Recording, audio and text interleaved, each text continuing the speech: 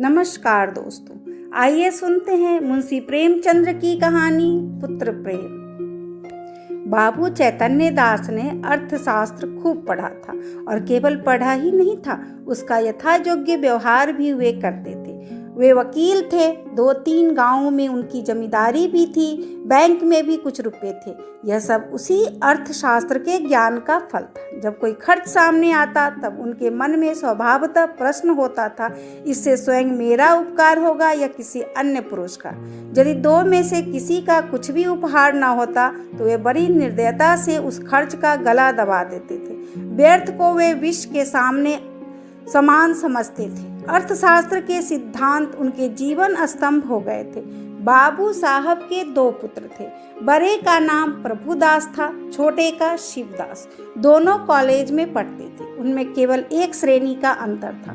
दोनों ही चतुर होनहार युवक थे, किंतु प्रभुदास पर पिता का स्नेह अधिक था। उसमें सदुत्साह की मात्रा अधिक थी और पिता को उसकी जात से बड़ी बड़ी आशाएं थी। वे उसे विद्याोन्नति के लिए इंग्लैंड भेजना चाहते थे। उसे बैरिस्टर बनाना उनके जीवन का सबसे बड़ी अभिलाषा थी। किंतु ऐसा कुछ संजोग हुआ कि प्रभुदास को बीए की परीक्षा के बाद ज्वर आने लगा। डॉक्टरों की दवा होने लगी। 1 मास तक नित्य डॉक्टर साहब आते रहे, पर ज्वर में कमी न हुई। दूसरे डॉक्टर का इलाज होने लगा, पर उससे भी कुछ लाभ न हुआ। प्रभुदास दिनों दिन छिन्न होता चला जाता था। उठने बैठने की शक्ति न थी। यहाँ तक कि परीक्षा में प्रथम श्रेणी में उत्तीर्ण होने का शुभ संवाद सुनकर भी उसके चेहरे पर हर्ष का कोई चिन्ह न दिखाई दिया। वह सदैव गहरी चिंता में डूबा रहता था। उसे अपना जीवन बोझ सा जान पड़ने लगा था। एक रोज चैतन्य दास ने डॉक्टर साहब से पूछा, यह क्या बात है कि 2 महीने हो गए और अभी तक दवा कोई असर नहीं हुआ? डॉक्टर साहब ने संदेहजनक उत्तर दिया, मैं आपको संशय में नहीं डालना चाहता। मेरा अनुमान है कि यह ट्यूबरक्लोसिस है। चैतन्य दास ने व्यग्र होकर कहा, तपेदिक? डॉक्टर, जी हाँ, उसके सभी लक्षण दिखाई देते हैं। चैतन्य दास ने अविश्वास के भाव से कहा, मानो उन्हें अविस्मयकारी बात सुन पड़ी हो। तपेदिक हो गया? डॉक्टर ने खेद प्रकट करते हुए कहा, यह रोग बहुत ही गुप्त सीढ़ी से शरीर में प्रवेश करता है। चैतन्य दास, मेरे खानदान में तो यह रोग किसी को न था। डॉक्टर, संभव है मित्रों से इसके कीटाणु मिले हो। चैतन्य दास कई मिनट तक सोचने के बाद बोले, अब क्या करना चाहिए? डॉक्टर, दवा करते रहिए। अभी फेफड़ों तक असर नहीं हुआ है, इनके अच्छे होने की आशा है। चैतन्य दास, आपके विचार में कब तक दवा का असर होगा? डॉक्टर, निश्चय पूर्वक नहीं कह सकता, लेकिन 3-4 महीने में वे स्वस्थ हो जाएंगे। जाड़ों में इस रोग का जोर कम हो जाया करता है। चैतन्य दास, अच्छे हो जाने पर ये पढ़ने में परिश्रम कर सकेंगे? डॉक्टर, मानसिक परिश्रम के योग्य तो ये शायद ही हो सके। चैतन्य दास, किसी सैनिटोरियम, पहाड़ी स्वास्थ्यालय में भेज दूं तो कैसा हो? डॉक्टर, बहुत ही उत्तम। चैतन्य दास, तब ये पूर्ण रीति से स्वस्थ हो जाएंगे? डॉक्टर, हो सकते हैं, लेकिन इस रोग को दबा रखने के लिए उनकी मानसिक परिश्रम से बचना ही अच्छा है। चैतन्य दास नैराश्य भाव से बोले, तब तो इनका जीवन ही नष्ट हो गया। गर्मी बीत गई, बरसात के दिन आए। प्रभुदास की दशा दिनों दिन बिगड़ती गई। वह पड़े पड़े बहुधा इस रोग पर की गई बड़े बड़े डॉक्टरों की व्याख्याएं पढ़ा करता था। उनके अनुभवों से अपनी अवस्था की तुलना किया करता था। पहले कुछ दिनों तक तो वह अस्थिरचित सा हो गया था। 2-4 दिन भी दशा संभली रहती थी तो पुस्तकें देखने लगता और विलायत यात्रा की चर्चा करता। 2-4 दिन भी ज्वर का प्रकोप बढ़ जाता तो जीवन से निराश हो जाता। किंतु कई मास के पश्चात जब उसे विश्वास हो गया कि इस रोग से मुक्त होना कठिन है, तब उसने जीवन की भी चिंता छोड़ दी। पथ्यापथ का विचार न करता, घर वालों की निगाह बचाकर औषधियां जमीन पर गिरा देता, मित्रों के साथ बैठकर जी बहलाता। यदि कोई उससे स्वास्थ्य के विषय में कुछ पूछता तो चिढ़ कर मुंह मोड़ लेता। उसके भावों में एक शांतिमय उदासीनता आ गई थी और बातों में एक दार्शनिक मर्मज्ञता पाई जाती थी। वह लोक रीति और सामाजिक प्रथाओं पर बड़ी निर्भीकता से आलोचनाएं किया करते। यद्यपि बाबू चैतन्य दास के मन में रह रह कर शंका उठा करती थी कि जब परिणाम विदित ही है तब इस प्रकार धन का अपव्यय करने से क्या लाभ। तथापि वे कुछ तो पुत्र प्रेम और कुछ लोक मत के भय से धैर्य के साथ दबा दर्पण करते जाते थे। जाड़े का मौसम था।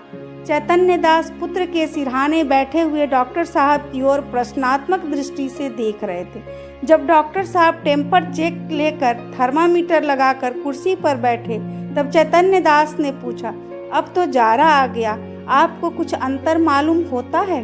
डॉक्टर, बिल्कुल नहीं, बल्कि रोग और भी दुस्साध्य होता जाता है। चैतन्य दास ने कठोर स्वर में पूछा, तब आप लोग क्यों मुझे इस भ्रम में डाले हुए थे कि जाड़े में अच्छे हो जाएंगे? इस प्रकार दूसरों की सरलता का उपयोग करना आपका मतलब साधने का साधन हो तो इसे सज्जनता कदापि नहीं कह सकते। डॉक्टर ने नम्रता से कहा, ऐसी दशाओं में हम केवल अनुमान कर सकते हैं और अनुमान सदैव सत्य नहीं होते। आपको जेरबारी अवश्य हुई, पर मैं आपको विश्वास दिलाता हूँ कि मेरी इच्छा आपको भ्रम में डालने के लिए नहीं थी। शिवदास बड़े दिन की छुट्टियों में आया हुआ था।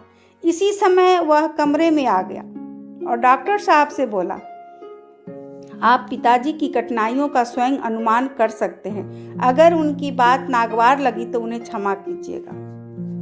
डॉक्टर साहब ने कहा, अब केवल एक ही साधन और है, इन्हें इटली के किसी सेनेटोरियम में भेज देना चाहिए। चैतन्य दास ने सजग होकर पूछा, कितना खर्च होगा? ज़्यादा से ज़्यादा 3000। साल बसा रहना होगा, साल भर रहना होगा। निश्चय कि वहाँ से अच्छे होकर आवेंगे। जी नहीं चाहता तो यह भयंकर रोग है। साधारण बीमारियों में भी कोई बात निश्चय रूप से नहीं कहा जा सकता। इतना खर्च करने पर भी वहाँ से ज्यों के त्यों लौटा आए तो ईश्वर की इच्छा। आपको यह तस्कीन हो जाएगी कि इनके लिए मैं जो कुछ कर सकता था कर दिया। आधी रात तक घर में प्रभुदास को इटली भेजने के प्रस्ताव पर वाद विवाद होता रहा। चैतन्य दास का कथन था कि वह संदिग्ध फल के लिए 3000 का खर्च उठाना बुद्धिमत्ता के प्रतिकूल है। शिवदास फल उनसे सहमत था, किंतु उसकी माता इस प्रस्ताव का बड़ी दृढ़ता के साथ विरोध कर रही थी। अंत में माता की धिक्कारों का यह फल हुआ कि शिवदास लज्जित होकर उसके पक्ष में हो गया। बाबू साहब अकेले रह गए। तपेश्वरी ने तर्क से काम लिया, पति से भावों को प्रज्वलित करने की चेष्टा की। धन का नस्वरात की लोकोक्ति कहीं इन शास्त्रों से विजय लाभ न हुआ तो अश्रु वर्षा करने लगी। बाबू साहब जल बिंदुओं के इस स्वर प्रहार के सामने न ठहर सके।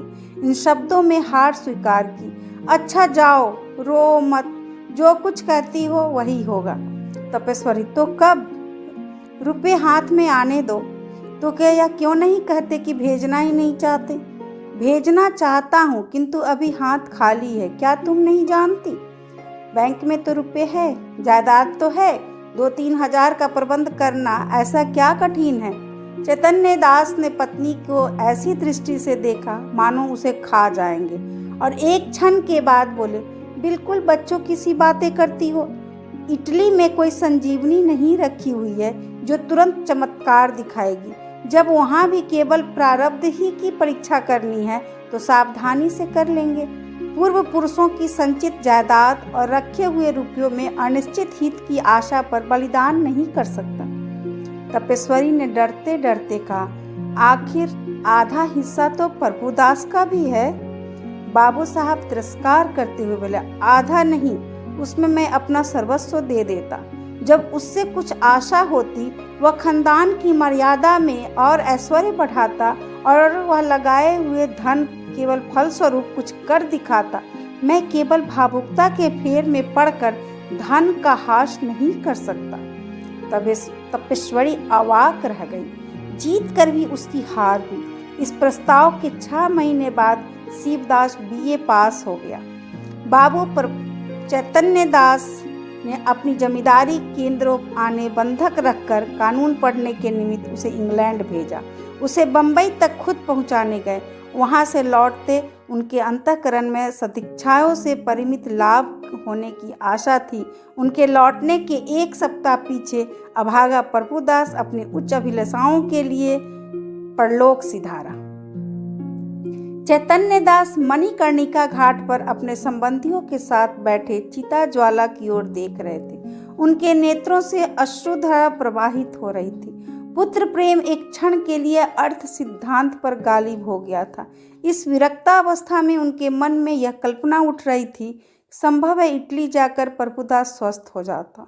हाय, मैंने 3000 का मुंह देखा और पुत्र रत्न को हाथ से खो दिया। यह कल्पना प्रतिक्षण सजग होती थी और उनको ग्लानि, शोक और पश्चाताप के बाणों से बेध रही थी। रह रह कर उनके हृदय में वेदना की शूल सी उठती थी। उनके अंतर की ज्वाला इस चिता ज्वाला से कम दुग्धकारिणी न थी। अकस्मात उनके कानों में शहनाइयों की आवाज आई।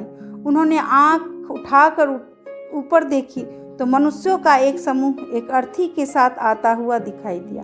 वे सब के सब ढोल बजाते, गाते, पुष्प आदि की वर्षा करते चले आते थे। घाट पर पहुंचकर उन्होंने अर्थी उतारी और चिता बनाने लगे। उनमें से एक युवक आकर चैतन्य दास के पास खड़ा हो गया। बाबू साहब ने पूछा, किस मोहल्ले में रहते हो?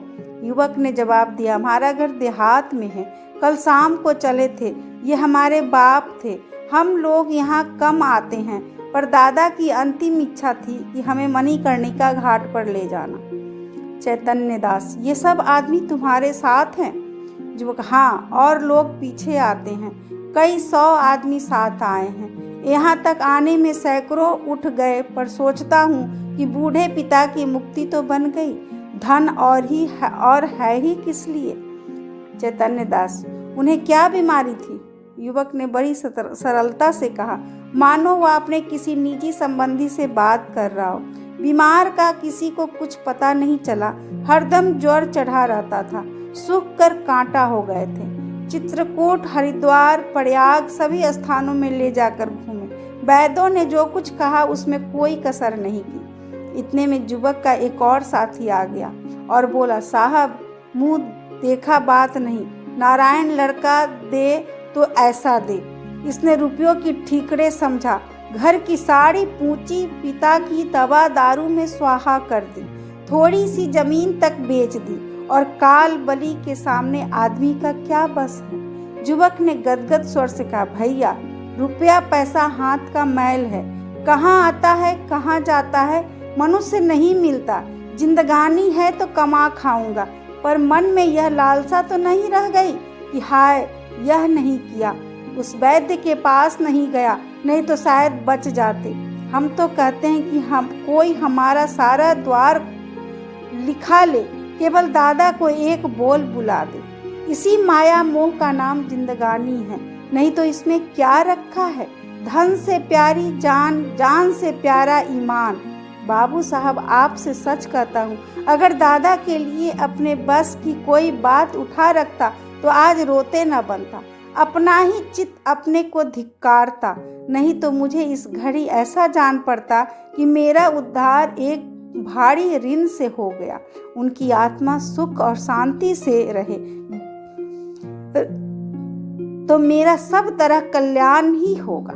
बाबू चैतन्य दास सिर झुकाए ये सारी बातें सुन रहे थे। एक एक शब्द उनके हृदय में शूल के समान चुभता था। इस उदारता के प्रकाश में उन्हें अपनी हृदयहीनता, अपनी आत्मशून्यता, अपनी भौतिकता अत्यंत भयंकर दिखाई देती थी। उनके चित्त पर इस घटना का इतना प्रभाव पड़ा कि वह इसी से अनुमान किया जा सकता है कि प्रभुदास के अंत्येष्टि संस्कार में उन्होंने हजारों रुपये खर्च कर डाले। उनके संतप्त हृदय की शांति के लिए अब एकमात्र यही उपाय रह गया था। अभी हम सुन रहे थे मुंशी प्रेमचंद्र की कहानी पुत्र प्रेम। धन्यवाद।